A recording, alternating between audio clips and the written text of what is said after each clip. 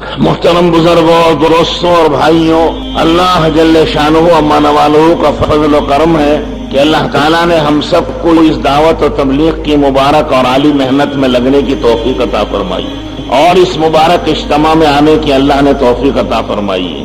اللہ تعالیٰ موت تک استقامت نصیب فرمائے، اللہ تعالیٰ آخری سانس تک اس دین کی مبارک محنت میں لگے رہنے کی توفیق عطا فرمائے۔ بزرگوں اور دوستوں اور بھائیوں، اس دنیا میں اللہ جل شانہ نے بے شمار مخلوقات پیدا کی، لیکن وہ تمام مخلوقات انسان کو نفع پہنچانے کے لیے، یہ ساری مخلوقات انسان کی خدمت کے لیے، انسان کی فرمانبرداری کے لیے اور انسان اللہ کی فرمانبرداری کے لیے۔ ساری کائنات اور ساری مخلوقات انسان کی خدمت کے لیے اور انسان اللہ کی خدمت کے لیے، یعنی اللہ کے احکامات پر چلنے کے لیے۔ جب انسان اللہ کے احکامات پر چلتے ہیں اور اللہ کی فرمانبرداری کرتے ہیں تو پھر ساری مخلوق اور ساری کائنات انسان کی خدمت کرتی ہے اور انسان کی فرمانبرداری کرتی ہے۔ آسمان انسان کی خدمت، زمین انسان کی خدمت کرتی ہے، سمندر انسان کی خدمت کرتے ہیں، ہوائیں انسان کی خدمت کرتے ہیں، چرندے، پرندے، درندے، جانور، فرشتے، جنات، یہ سب کے سب انسان کی خدمت کے لیے اللہ نے پیدا کی ہے۔ ساری مخلوق خدمت میں لگی ہوئی ہے، اور اگر اللہ جل شانہ کے احکامات پر انسان نہ چلے، اس کی فرمانبرداری نہ کرے،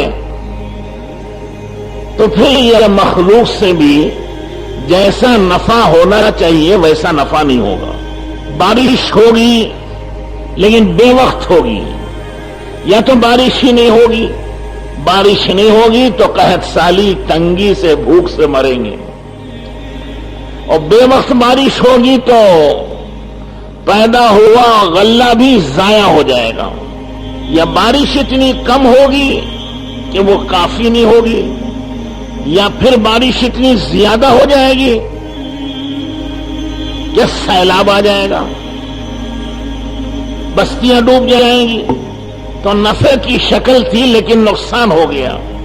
تو یہ اللہ تعالیٰ کا نظام ہے۔ زمینوں میں غلے ہوتے ہیں، لیکن اگر اللہ کے احکامات پورے نہ کیے گئے تو غلے پورے نہیں ہوں گے، قحط سالی آ جائے گی، اناج پورا نہیں ہو پائے گا، مہنگائیاں بڑھ جائیں گی۔ یہ غلے تو ہو گئے لیکن غلے کھانے سے بیماریاں ہو گئی، فوڈ پوائزن ہو گیا، غلے کھائے لیکن نئی نئی بیماریاں پیدا ہو گئی۔ تو یہ اللہ تعالیٰ کا نظام ہے۔ انسانوں کے جو حالات ہیں خوشحالی کے، عزت کے، راحت کے، چین و سکون کے، یہ سب حالات اس کے بنتے ہیں جب اس کے اعمال بن جاتے ہیں، وہ احکامات پر چلنے لگتا ہے۔ انسان کے حالات، اس کی اچھائی، اس کی عزت، اس کی راحت، اس کی بلندی، یہ اس کے اعمال کے اعتبار سے آتی ہے۔ اعمال اچھے ہوں گے تو حالات اچھے ہوں گے، زندگیاں اچھی ہوں گی۔ اعمال بگڑے ہوئے ہوں گے تو زندگیاں بگڑی ہوئی ہوں گی۔ جیسے اعمال ہوں گے ویسے حالات ہوں گے۔